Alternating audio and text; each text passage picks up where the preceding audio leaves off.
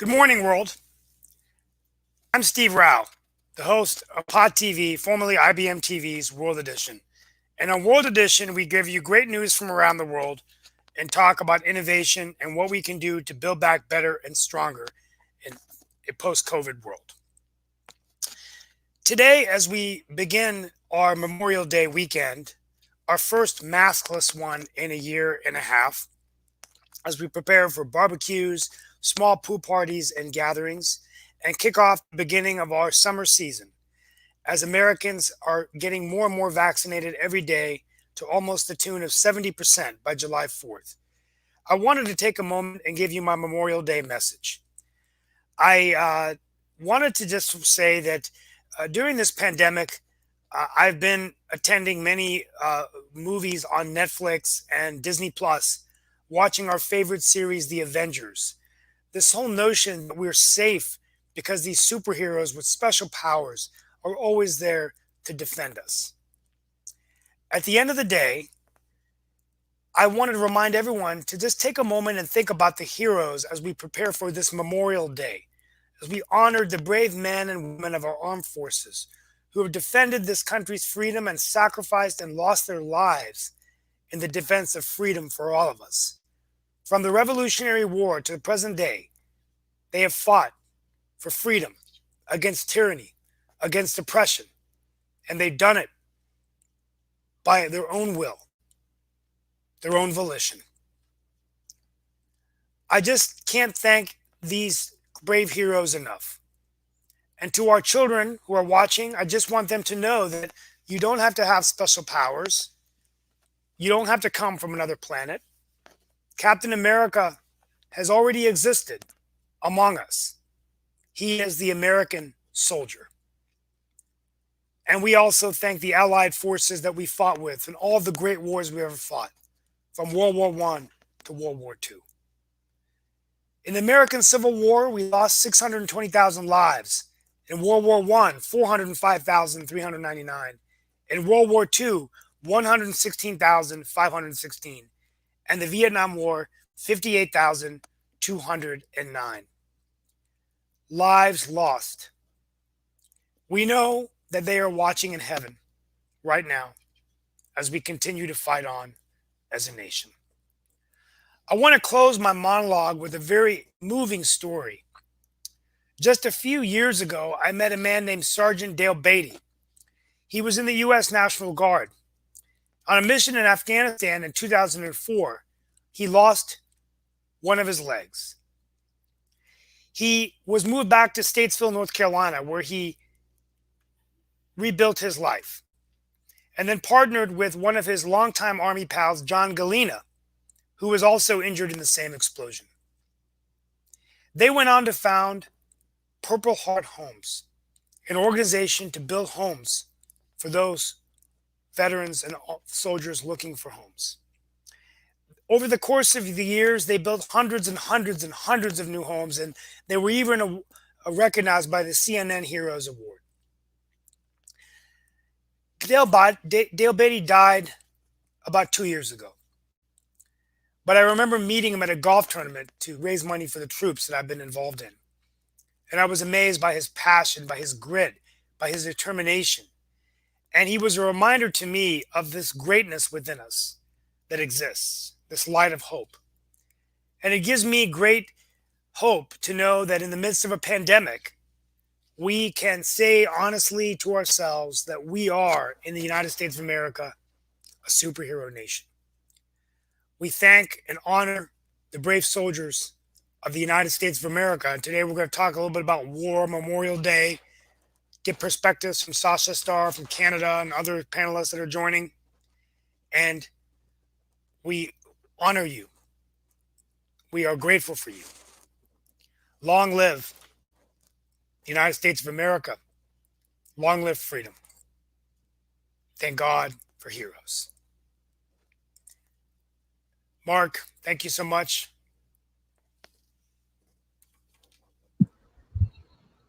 That was a great, definitely comments that you made about the military. I actually have military folks in my own family, so I always have a great deal of respect for them. My cousin Emmett served in the services and is still doing some like military contract work and things of that nature. So he's still involved in that field. And then, of course, I've got uncles that have served, some that have passed on, and all of that. As a matter of fact, my uncle Skip that passed away not that long ago was a military person, and there have been other military folks that have been in my family as well. So definitely glad that you made those comments. As a matter of fact, a lot of folks don't know this because he doesn't always bring it up because he was more active in the civil rights kind of activities. But my dad was also in the military. As a matter of fact, part of the reason that I spent my first couple of years in life in out of the country because I actually was born here in Durham, but then shortly thereafter, mom went with me to meet dad in Turkey. So my first couple of years of living were actually there in Turkey as a baby and an infant. And of course, as an infant, I have no real memories of those times, but mom definitely does and talks about some of the things that were transpiring during that time while dad was in the Air Force and was stationed over there around the Istanbul area. So definitely have military connections to some degree and definitely have a great deal of respect for those that have gone into the military because we know that sometimes people go into the military because it's a way out of some very difficult situations and not everybody is college bound, and so sometimes folks will go into either community colleges or they'll go into the workforce immediately after high school or after whatever other kind of trade or training that they have in life. But quite a few go into the military, and sometimes they go into it as a way to see the world and to get around the world and all of that. So that was just some of my thoughts to go along with yours. And we do Yeah, have other guests. We've got yeah. Sasha Starr, and we've also got Rex Lee with us this time as well. So we'll bring both of them in to the conversation as well. So here's Sasha Starr coming at us from Oh, good Canada. morning. And then we've got Rex coming at us as well. But you take it away, Steve. Okay, great. Well, I would have Rex, welcome back, and I would have worn my red tie today, but it's a St. Andrews, my prep school graduation today. I'm going to be watching it online where I went to boarding school and wearing my St. Andrews tie. But yeah, I thought we'd begin today with just talking about Memorial Day as we get ready for the first kickoff of summer. Um, we're seeing maskless faces and barbecues and cookouts and small get-togethers. So in the United States, we're feeling very confident that things are looking good. And at the same time, we want to take a moment and thank the brave heroes of our nation. And I told the story of Sergeant Dale Beatty because it was so amazing to see a man who had lost one of his limbs uh, to go and build an organization to help those without homes. And he died tragically. I don't know how he died, but he died at a really young age. And Arun Singh, one of my friends, started a golf tournament, and they raised about $500,000 for the wounded warriors, and then they would give big checks and scholarships. It was amazing, and I think the golf tournament's coming back this year.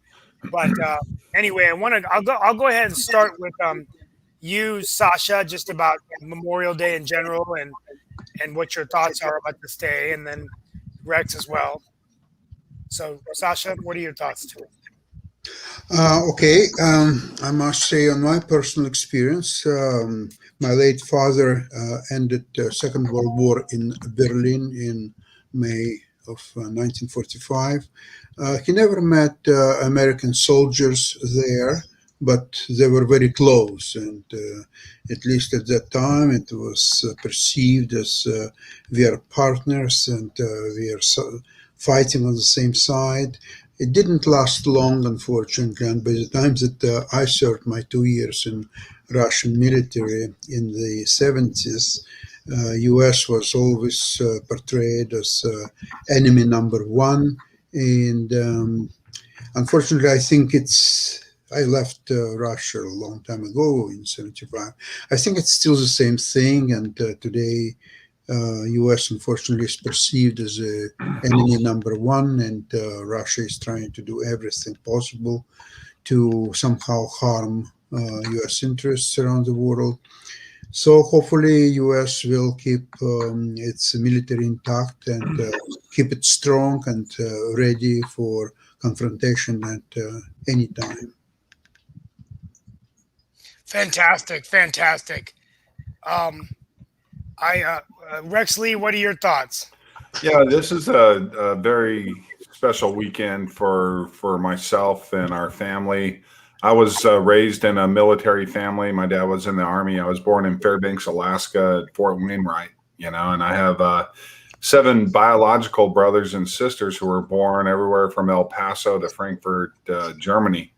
So I was always a new kid in school every 2 years, and became familiar with the commissary, as we called it, not a grocery store, or the PX, and so forth. Growing up, additionally, my uncle Felix gave his life for this country. He was one of the first jet fighter pilots in Korea, and he was shot down by a Russian MiG pilot. And was listed as MIA from I think it was 56 to the early 90s. And my aunt never remarried as a result of it. And it wasn't until the BBC did a documentary after the wall came down and Gorbachev and the end of the regime in Russia, the end of the CCP and so forth. They did a documentary, and they were able to come across. They had released some photos of jet fighter pilots in Korea, and they released a photo of a plane that was shot down, and it had the number on the tail, and it had a body up against the side of the fuselage, and the BBC ran that number by the Defense Department, and they identified my uncle and finally identified him as KIA. And that was all post, the fall of the wall and the more, Russia and so forth. If it weren't for that, we wouldn't have known what happened to our uncle. And unfortunately, my aunt stayed unmarried and passed away, not ever knowing what happened. So, we think of him, and my brother Bruce was a 82nd Airborne Special Forces as well, and he passed away a few years ago. So I think of him this time, and my son-in-law Wes is officer stationed at Fort Seal in Oklahoma, and he just came back from the Middle East as well. He was over there as a result of the drone attack on the Saudi oil fields, and he's missile defense and had a Patriot missile battery under his command, and he was over there for over a year due to COVID, and recently came back. So I think of all these people and all those who have served our country and have died for our country and so forth. And it's just a time I like to reflect by looking at important movies like Saving Private Ryan or Schindler's List or Platoon, and remember what our soldiers go through, regardless of the politics that may surround these wars and so forth. We still have to think about those who are on the front lines. And that's where I like my thought process over this weekend and so forth. So it means a lot. Yeah, it definitely does mean a lot. I know Steve said he had to step aside for a second, but he'll come back. But as you were reflecting, I was actually thinking about the fact of there's so many unknown soldiers, and I know that there are monuments to them, and that's something that a lot of those families never were able to get resolved. They know that their folks went into the military, but in some cases, their bodies or their remains were never found. So that's one of the sad things that sometimes happens in our society in that regards. But there's also been advances in the military as well, because I remember there was a time that women weren't always welcomed in certain military branches, and now we're seeing more and more women being involved. As a matter of fact, one of my good friends who actually passed away, I believe it was of cancer, that she finally lost that battle to and everything. But her daughter actually served in the military as a member of the Navy, and definitely I'm sure that Dutina would have been proud if she had around at that time to see Justice go into the military and serve that time for our country in that regards and everything. So definitely that's just some of the other thoughts that made me, as you were talking, Rex. And another thing that crossed my mind is I definitely remember a lot of those great movies. Some of those movies were even dealing with some of the bad side of the military as well as some of the good ones. Because I definitely remember Officer and a Gentleman, the one you mentioned, Private Ryan, Apocalypse Now, and a number of other ones. But we've actually Apocalypse Now is one of my all-time favorites. Another one of my all-time favorites as well. Even some other ones that were out there. But as far as I know, I haven't really seen that many. Surprisingly, even though we've had some military conflicts, I haven't seen that many military-style movies, even though they used to be quite popular. Hacksaw Ridge was very inspiring. If you have a chance, see Hacksaw Ridge. That was one of the newer ones.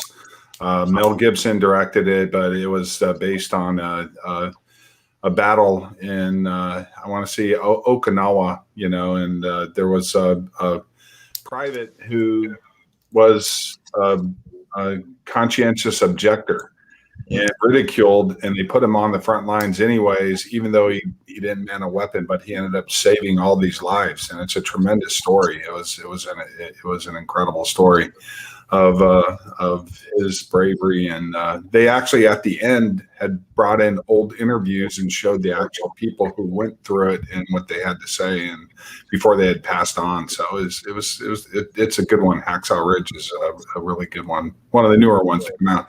And then Lone Survivor was a very good one with Mark Wahlberg about I think more Navy SEALs had died in a conflict in I want to say Afghanistan. They were on the wrong side of a mountain ridge and they had no comms and they were cut off. And as a result of that, they were in a bad situation. That was one of the newer films I thought was important as well. Going back just the last 20 years, we've had a lot of things. And I meant to say the former Soviet Union. I've been working on articles on China and stuff with I said CCP, but the former Soviet Union. Unfortunately, our uncle's remains are still over there. I talked to my cousin Terry, and they followed back up with some hope when they were sending some more remains over here. But their fear is that where he went down is now developed, and that he may be under a parking lot over there, and that's as far as they could trace it. But unfortunately, they don't know where his remains are. So I don't think he'll ever come home, and that's a sad part about it. So yeah, that's a very sad part. One of the things I'm going to bring in Nick Calveda as well, as our big boss has joined us. But Steve, one of the things that we were just talking about, and I'm wondering maybe Sasha wants to jump in as well, and you for sure, is the fact of those great movies that celebrated our military man. So we talked about a few of those. So I had to definitely mention Apocalypse Now, and then you heard some of the ones that Rex mentioned. But were there any that resonated with you as I bring in Nick, as we talk about even other media, maybe like books and other forms of popular media? Repeat that question, Mark. Were there any books or popular culture that resonated with you in terms of like having an understanding of the military life and the military lifestyle? Oh, yeah. And like I said, first of all, I love the analogy that I made with heroes and the Avengers, because I think there is a sort of a correlation between these superheroes that come in the movies and remind us of the fact that we live among heroes every day with the military. But I guess Saving Private Ryan, that was really emotional. About the war and how he he ended up years later seeing all of those folks that he had went to the cemetery with his family. That was very, really moving.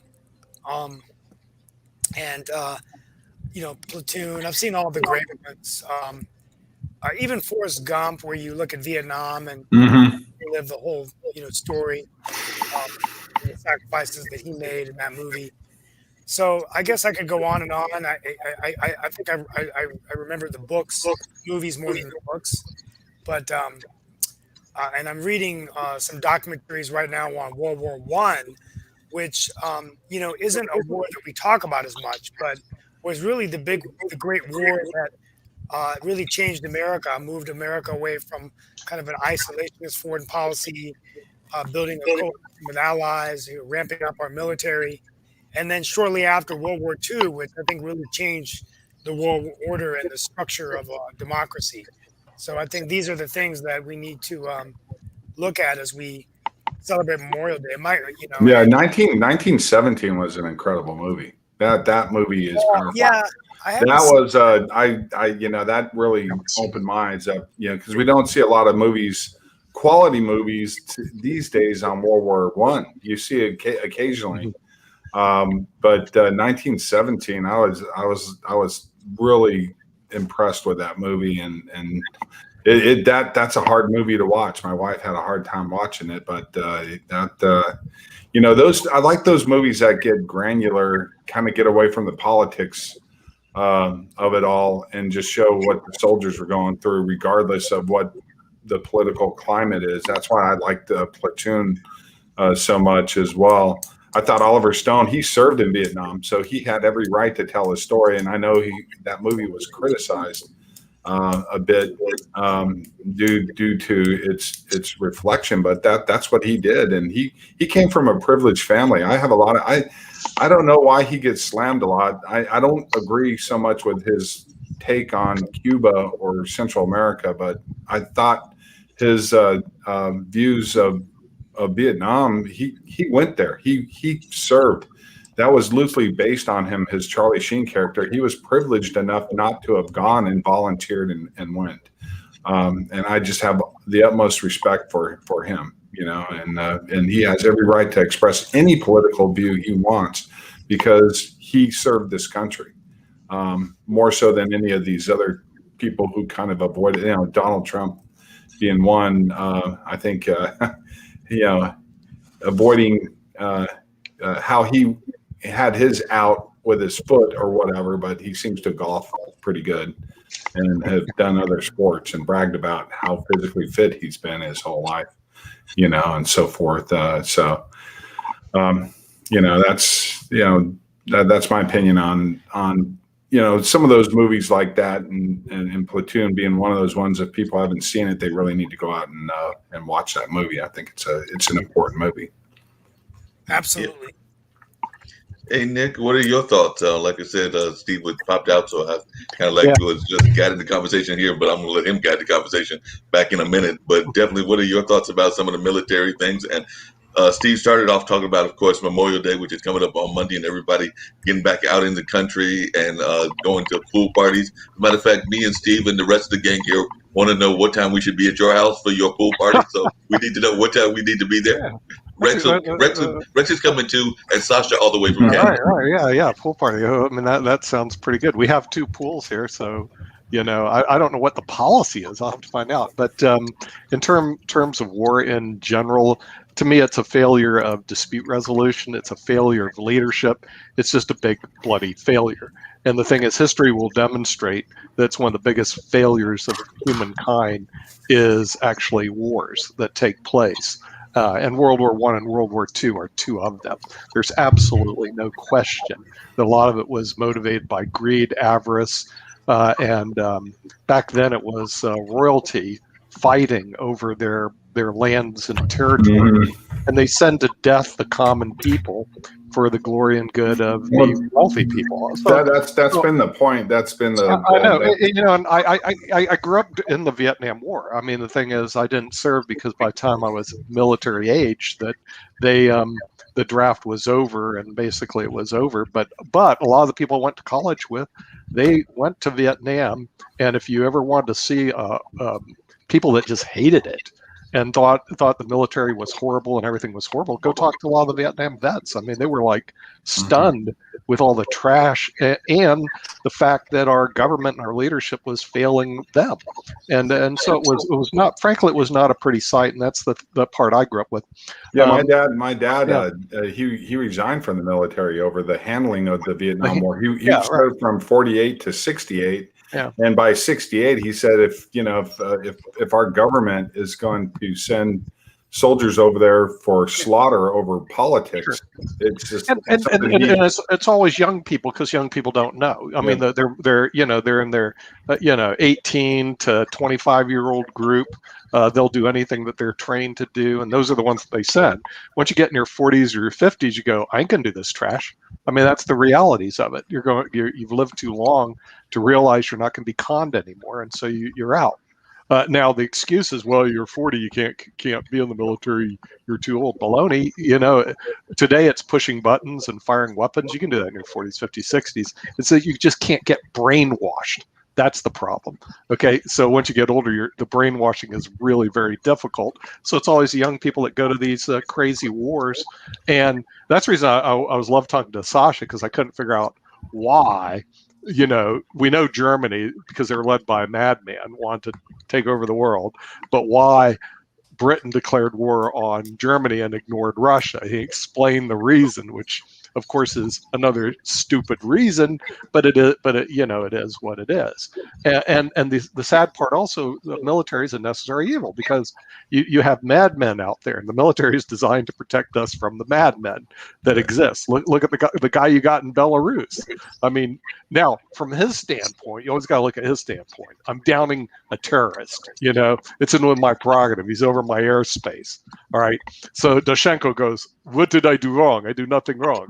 This guy is creating havoc in my country, so I'm going to down the airplane and I'm going to go get it. From the world's perspective, that's a private airline with a bunch of people that have nothing to do with it. What are you doing? But our dispute resolution processes have gotten better. Otherwise, we'd all be fried today through a nuclear holocaust between Russia and the United States and China, and everybody would be blowing people up. And when I was a kid, that was a reality, though. We were trained, and I don't know if anyone's here to train how to handle a nuclear bomb. Yep, I was trained. Okay, right. And what was your in the school? Yeah, duck and cover. They said, okay, here's the alarm. This is because I was in MacDill Air Force Base, Tampa, Florida. Okay, which is Cotton Center during the Cuban Missile Crisis. Right? We were like target one. So here was our training for nuclear. Yeah. Jump underneath your. And I'm a kid. I'm in the second grade. What do I know? They're saying jump underneath, go underneath your desk, and that'll stop the nuclear bombs. Okay, no, my dad was a realist on that, because he was a cryptographer. And he was at the Nevada Proving Grounds in San Diego and so forth. And he actually bore witness to a few test blasts. Oh, really? Wow. And, you can see them. They're on YouTube right now. You can go to YouTube. Yeah. So, he was the guy, he worked in communication. You just can't put this stuff in English and send it, Yeah. I mean, a cryptographer, and he was like, when he was looking at duck and cover and some of these civil defense things, he said, don't worry about it, kid. Don't duck or cover. Just grab a 6-pack and a fishing pole and get as much in as you can. Because right. Yeah. By the way, you won't even have to be concerned about that. It's going to be over quick. It's over real quick. And I saw what they had on the internet as your friends Sasha in Russia, not was Putin, as before his time, Khrushchev. They developed Tar Sosa, or whatever the heck it is. It's this big hydrogen bomb. It's like 100 times more powerful than the bomb at Hiroshima. I mean, it just obliterates everything. And they actually showed how they did it. And it's like, hey, it's pretty impressive.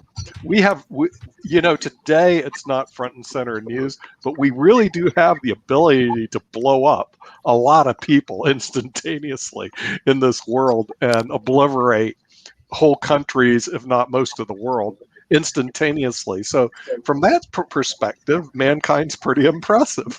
There's all kinds of impressive things. Nick, it actually comes back to one of your favorite conversations, which is media, and I kind of alluded to it in some of my remarks earlier, but you've got to love the way that they have for decades advertised the military, because it was always about furthering your education, because they also know that the education system is not that great in terms of grade school and things of that nature. So it was always about furthering your education, but it was also about having the opportunity to travel the world and see parts of the world that you've never seen before. Of course, they didn't always put it in as part of the sales pitch that you were traveling the world in order to go kill people in other parts of the world as well. That wasn't necessarily part of the sales pitch. And the Ministry of Propaganda. Remember, Hitler was not a stupid man. He goes, number one guy is Goering because he believed in the aircrafts. Number two was Goebbels, who believed in propaganda. He goes, I've got to control the hearts, minds of the German people. How am I going to do it? I'm going to create the airwaves that say things that I want people to believe. And we have that going on right now. If Goebbels was alive today, he would be the CEO of Facebook or Twitter. Oh, yeah, right. Of course. He's not stupid. He's going like Facebook or Twitter because he'd have a social media platform, Yeah, social media platforms controlling the world.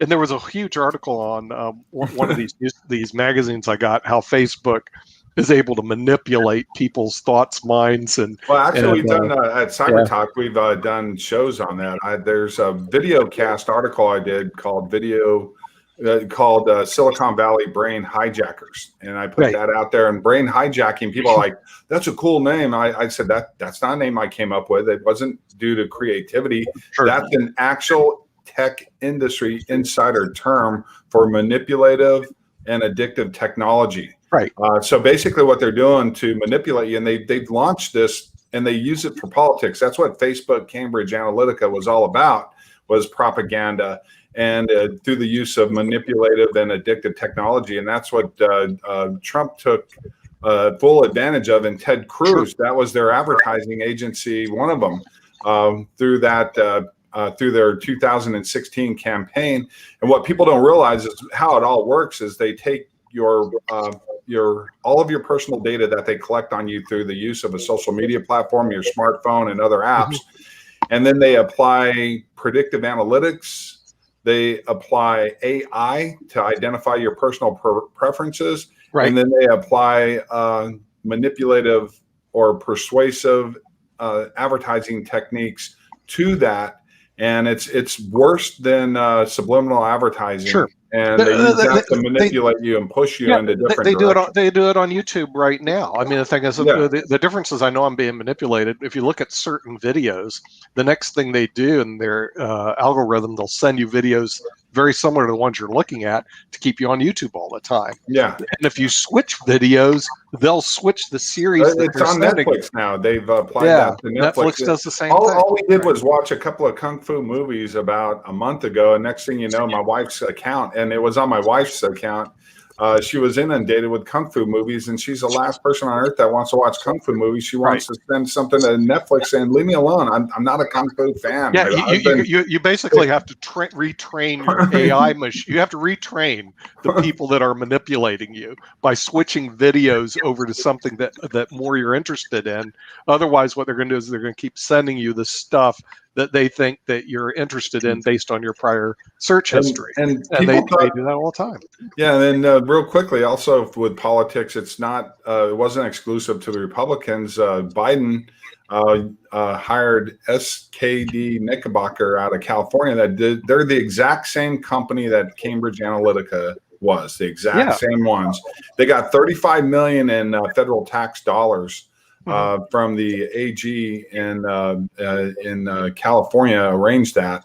Yeah. And our taxpayers' dollars went to pay for manipulative ads developed by them based on personal preferences. And they actually took citizens of California, their personal information from the state that they were giving to the state, and they were manipulating their votes through that advertising agency. So it's not just limited to getting you to vote. Getting you to buy a hamburger or soda or tennis shoes or a car. Now they're using it for politics, and that's where it becomes very dangerous.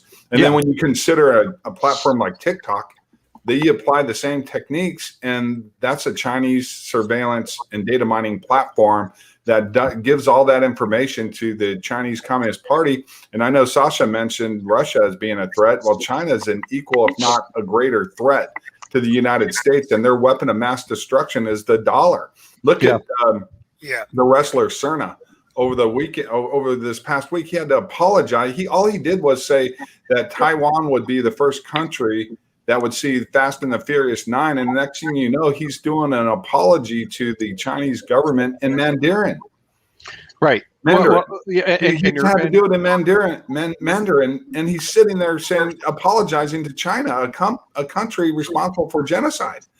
And you're right. You're right on China, because the thing is, they're the world's second largest economy. Unfortunately, Russia's way down the pike in terms of their economy, because frankly, when I look at Russia, I go, they have two cities right now. Yeah, but strategically, with oil and gas and energy, they're not a small player. They're definitely. They're not producing goods like China, but they're in terms of critical infrastructure, they are a threat. Look at critical infrastructure, and also they develop more engineers. In other words, they train people into the sciences. So the thing is, they're always going to be a player because they're good at engineering and they have good resources. So they're always, and obviously they also have a good stash of bombs. So they're always going to be a player. But China has 1 billion for people, a lot of money, and frankly, they all toe the party line. I mean, Xi Jinping's got everybody.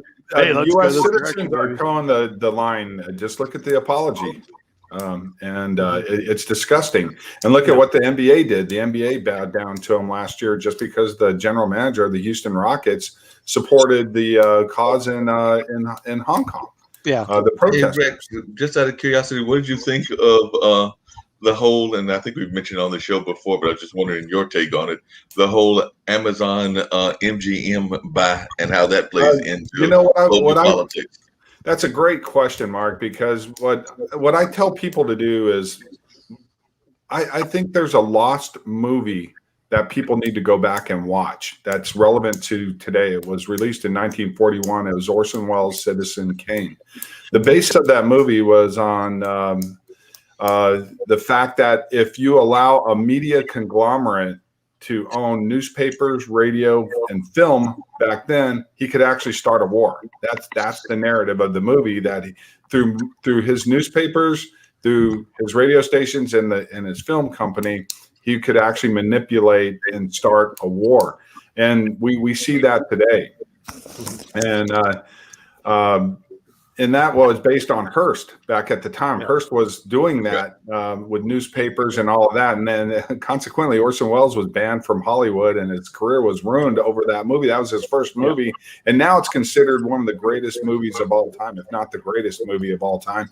But that's where I see Jeff Bezos as William Hearst today. And, Bezos is taking lessons from Xi Jinping. He's on a phone call every week getting lessons on how to run the country.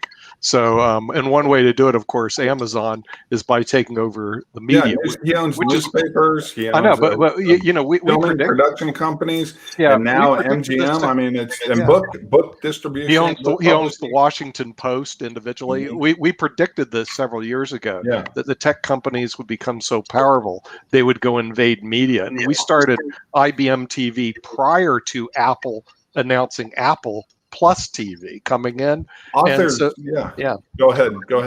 Well, I was going to say it's unfortunate because our conversations with IBM kind of they went into the cloud. So the thing is, IBM's is still asleep at the wheel, but the big players are not. Microsoft has MSNBC. Apple has Apple Plus right now. They're pushing it, and of course Amazon Prime, now the takeover of MGM. Netflix is an independent player out there, one of the few ones that are out there. And then and then you have they could, because but you also have like a ton of social media networks that are out there that we're exploring to work with right now. One was the C-Suite Network. One was the Easy Sports Network. And one I'm talking today is called Binge TV. I mean, I never heard of them, but I looked at them and they looks like they've got a lot of viewers. But what we find out is that the big players, the ones that are tech-based, can dominate the market because they're doing it through exclusivity. Money. So now you have to stream 10 channels to see content that you used to could see on one or two channels. The big problem with this again is the fact that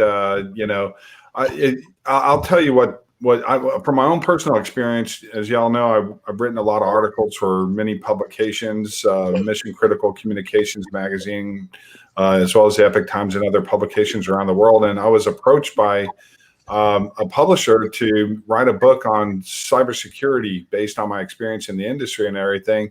He started looking at some of my articles and immediately went into edit mode. And I said, why do you want to edit what I have to say about big tech in here? Because that's where the cybersecurity threats all are emanating from, most of them.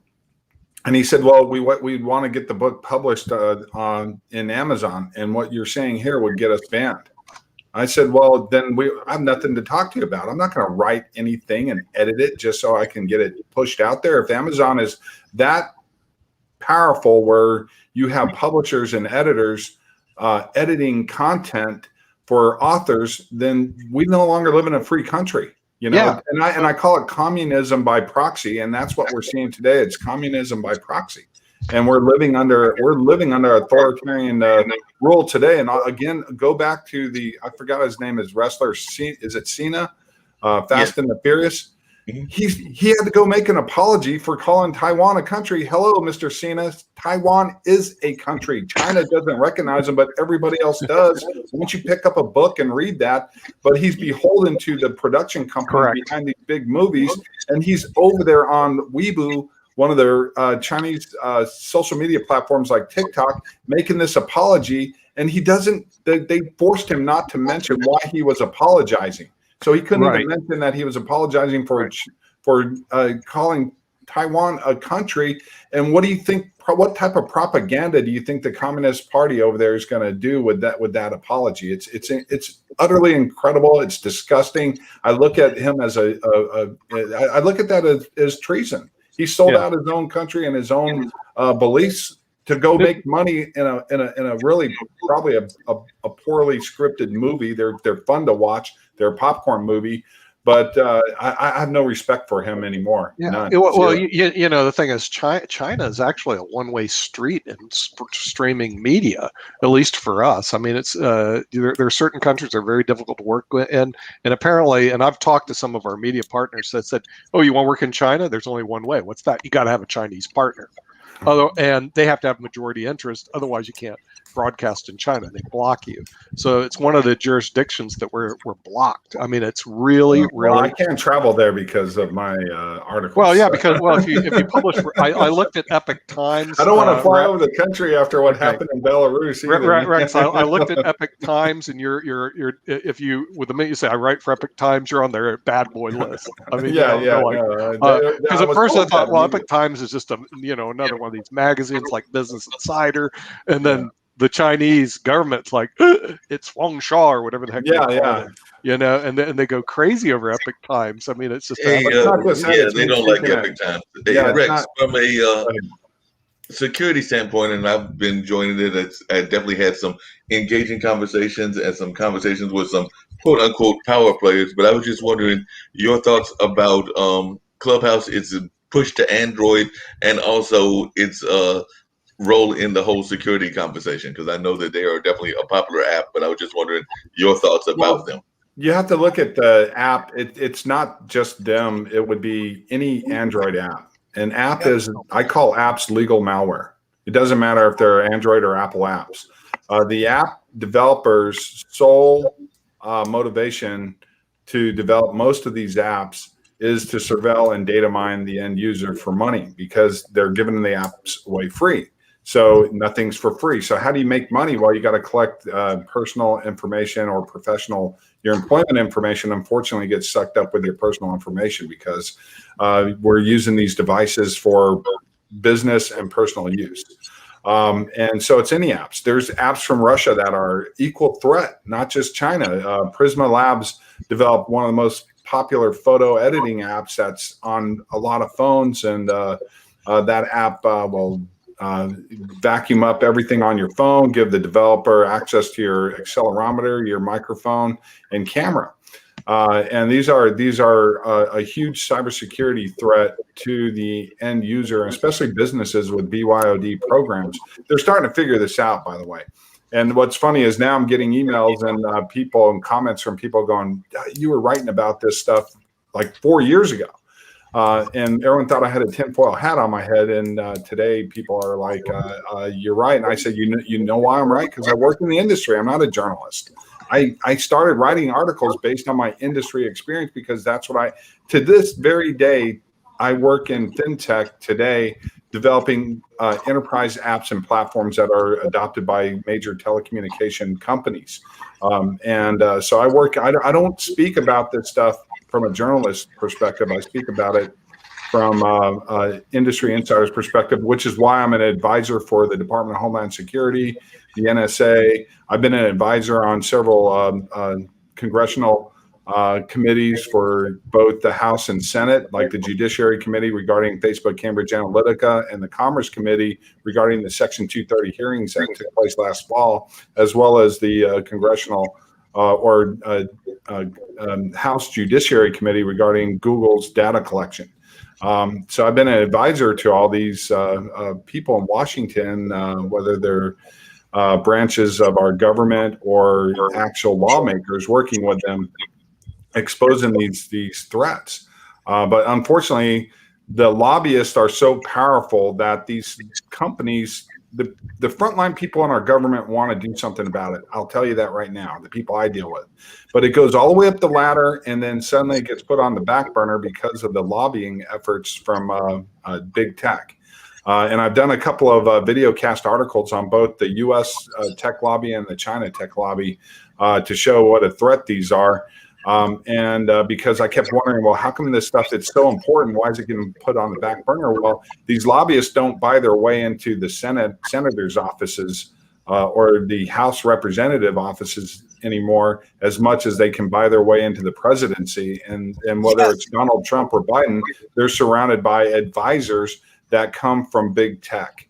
And there's a reason, because they own all of our personal and professional information. They can give a rundown on anybody that they perceive to be a threat that can go straight to whoever's in power. And that's huge.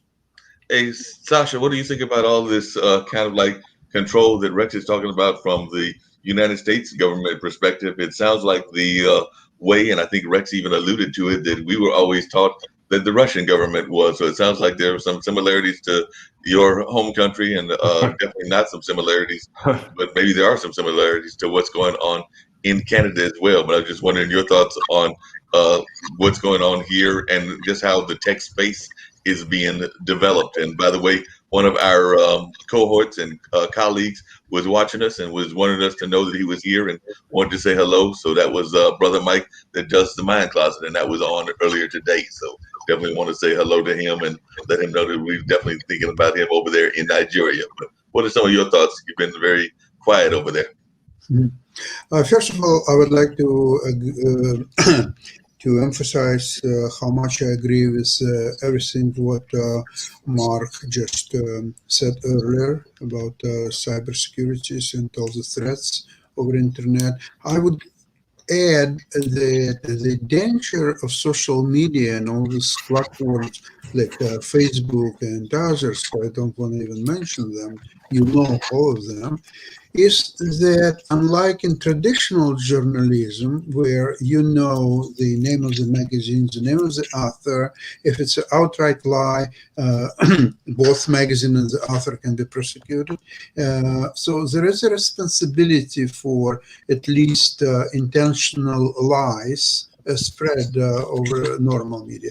Now, in social media, there is no such thing, because a lot of people can post anonymously. A lot of people can spread the information through post, per post, the influencers, all kind of devices that it's probably impossible to control and impossible to identify and punish them unless you are Donald Trump. Then it's a little bit easier.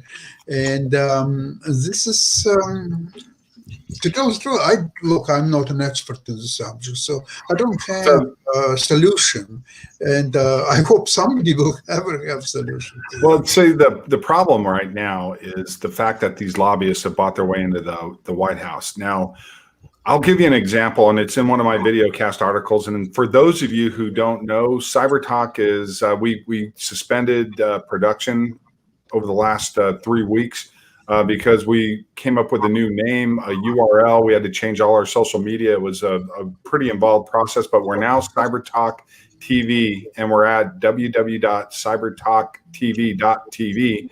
And all of the content on some of these subject matters that I'm talking about or that we're talking about, we've done video cast articles and or shows on. They're all there. And one of the things that I wanted to just point out about Donald Trump, he was on camera just like the perfect propaganda, telling everybody how bad big tech was and all this other stuff. And I through my research on one of my articles, I came across footage of a camera and mic that was not turned off during one of his meetings that he had with all of the CEOs from Silicon Valley. It included Tim Cook of Apple, Sundar Pichai, Google was there. All of the people, Mark Zuckerberg, all the people that he rails against and criticizes were at that meeting. And in that meeting, he said, there's no chain of command here, and gave a number out that they could call him at any time and said there was no chain of command. Now you tell me, what that represented to me. It was hypocrisy, and he's out here saying he's going to fix that. And then last year, here's another example. He said that TikTok was a threat. And he's right about that because I've been working with the DHS on this and also giving information to the NSA about how these platforms work. And he's right. They are a threat. And I've been writing about it and talking about it at talk shows. I'm in at speaking engagements at trade shows. And one of them is Federal ID, which caters strictly to the government. That's TSA, FBI, CIA, all of them attend that show. And I've been speaking about these threats, and I thought something would get done, and all of a sudden, nothing. Well, I went ahead and researched it. What happened was ByteDance is the developer of TikTok, right? And they're from China. They hired Donald Trump's lobbying law firm out of K Street. It's the same firm that Donald Trump's used for years for his own lobbying efforts. So it was like this.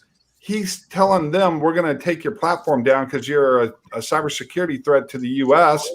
And behind the closed door, when nobody's looking, he's calling them up saying, hey, you got to pay off. And here's how you pay off. You hire a lobbying firm on K Street. And here's the number to my firm. They hired his firm, and suddenly they're not a threat anymore. So he's selling access as much as Hunter Biden was accused of as well. That's selling access right there. And that's in my video cast article, not from me. All of our video cast articles are based on hard data and information. We're non-biased. We're not biased to the left. We're not biased to the right. We just report facts. We apply the journalist creed to all of our reporting. Even if it goes against our own personal narrative and we don't like it, and it goes against our politics and we don't like it, we publish the facts, because that's what we're here to do, is publish the facts regardless of the narrative. And we don't try and spin the narrative to make it go down easier. And that's what we're seeing a lot with this. It's America. It's American business. We're seeing Orwellian tactics applied to any subject matter now. It's unbelievable today. Mark, I want to tell you something. I'm very proud of what I just said a day or 2 days ago I think on Financial Show, when there was a case for airlines getting back into the business. However, there will be uptick in the leisure travel, but not so much in business travel yet. And what I said is it's great news, because I think, because by nature, people are corrupt creatures. Unfortunately, that's a fact of life. You can agree with that, or you can fight with that. By nature, I don't care. People are corrupt, all of them. And even if you are wrong sometimes, and they're uncorrupted people, it's a great bonus. So think about, all people are corrupted. All the CEOs and presidents of companies, all of them are corrupted. That's the narrative of the New Testament. You know. See, Okay. lawyers like to tame Nevertheless, those. There was words only down. one uncorrupt person, and his name was Lawyers Jesus, like you to know. tame that word down, Sasha. They say they rather than corrupt. They say they like to represent the interest of their constituencies. that's fine. Which, So what's happened with the business travel? I would ban business travel 100%. Why? There is a Zoom. You can do all the meetings over Zoom, and all that is recorded. So you cannot go on a meeting and have 3 martinis lunch and talking to some side deals and some kickbacks and some other stuff. It's impossible to do on Zoom, right? So No, great it's not. business Not meetings. if you have Bitcoin. If you have Bitcoin, you can do. You still don't need to travel, but you can still conduct business. The old-fashioned way with cryptocurrencies, which I think the U.S. has moved to limit transactions at $10,000. It's a big move, but it's going to kill the cryptocurrency. Since Rex, you're into cybersecurity, I have a question. What is your thoughts of the stock called FireEye? I haven't looked at that one. So okay, yeah, I'd like to get your opinion on it because do some research on fire. Because it's called FireEye. It's actually it's a publicly traded company that deals with security threats. And see, my bet is that we're going to see more of these colonial pipelines. We just saw the first one, but I think you're going to see a lot more of these as time goes by. Yeah, and also so power. I want to play in FireEye, and then I'm curious from Steve's. What do you think about your friend Joe who wants to spend $6 trillion is going to be $6 trillion? That's more than the entire economy, public and private, of Japan. I mean, it's huge. But anyway, I'm aware of FireEye because I've written about them in my articles. But as far as their stock goes, I don't know. But yeah, I'd have to do some research on their stock. They are very credible, from what I understand. Yeah. But also, I wanted to mention that our shows are also our talk show, Cyber Talk, is still available on podcast, and our new talk shows, Cyber Talk TV, that Merle Garrison, my co-host, and I are producing, will also be available on Pod TV as well. So. Okay. Yeah. I mean, the thing is, to me, that's a very unique program that you have on Cyber Talk. I'm betting on it, basically, not just your program, but in cybersecurity in general in the next 10 years to be a much bigger industry than it's ever been, because it's going to be huge because of what they did to Colonial Pipeline. They broke through an internet. I mean, that was impressive with a ransomware. I don't know if you the internet. I've been on these Zoom calls, and even Sasha was talking about that they can't have security issues with the Zoom calls, but I've been in Zoom calls where people have definitely Zoom bombed us and definitely popped into meetings that they were not supposed to be in. So that actually does exist. We have real quickly. We did a show on tactical cybersecurity 3 days before Colonial Pipeline with Tara Anderson of Nexus IT. She was also on World Edition, but Tara and we brought up threats from Russia. And on our cover graphic is Russian ransomware, and one of the logos from one of the Russian hacking groups is on the logo. We did that interview right here on IBM TV, Pod TV, 3 days before the Colonial break, and that episode took off on LinkedIn. Everybody wanted to watch that episode, and to date, we've garnered over 1 million views over various social media platforms of CyberTalk, and I think it's just the right time and right place. I'm betting it's going to happen again. It's just like wildfires are going to happen in Northern California. There's going to be wildfires. Hurricanes are going to be in the Gulf, and cybersecurity threats are going to increase this year. I'm just betting on it. So that's the reason I bet on FireEye, because I'm going to, cybersecurity stocks are going to go up because they're going to have more business, because every business needs to protect themselves from these threats, which are real and are going to happen more and more frequently. That's my bet. But that makes sense. But I got to toss it back over to Steve and everything. But one of the things I was going to say is that just really quickly is that the lady that you invited yesterday was amazing. We did have a great conversation with her about what she's got going on in the nonprofit world, but having come from corporate America from over there in England. So I want to thank Nick for bringing her onto the show since he wasn't able to be here, even though he's the main president of this organization and everything. So definitely that was a great interview. And I was also going to tell you, if you had popped in, that on the online dinner party, I did have one of your members of your lawyers then on. It was the first time actually having him in my space. So it was definitely very interesting. Which one was it? Dan Worthington. So Dan popped in. Dan. And Yeah, that's right. Definitely gave some great insight and things along those lines. So I actually had a young lady that was a author and a singer, and then a gentleman that was out of the Navy and had done some stuff in naval sports. And so he was talking about Navy sports as well as just military sports in general. And then we had a brief conversation with a woman that'll be on next week about immigration law. So she's an immigration lawyer, so she'll be joining the online dinner party. But Dan had already bounced off at that time. So I've had a couple of your lawyer people on, and we'll have a couple of more in that online dinner space general area and everything. Okay. So just wanted to share that with you, and now I'm here to toss it back to Steve to wrap everything up before I hit this magic button that brings on those lovely images and all of that.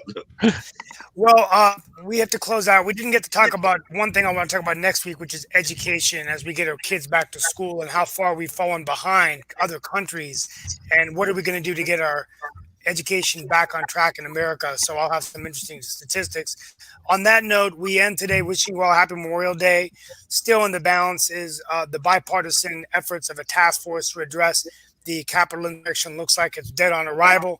And once again, a reminder of, the Republican Party really becoming the party of Trump. It's a litmus test right now. Both political parties are being driven by the fringes, and unity is getting harder and harder in the American government. But with that being said, we want to wish everyone a very happy Memorial Day. We'll be back on, I'm assuming Nick will be back on Tuesday, as Monday is Memorial Day. And I want to wish everyone a great Memorial Day weekend. But just wherever you are, just take a moment and thank any American soldier who serves our nation, and also pray for any families that have lost loved ones from the history of this country, who are the brave heroes of our nation. On that note, I want to thank you all, and we'll be back next week for another edition of World Edition on Pod TV. Thanks. Thank you.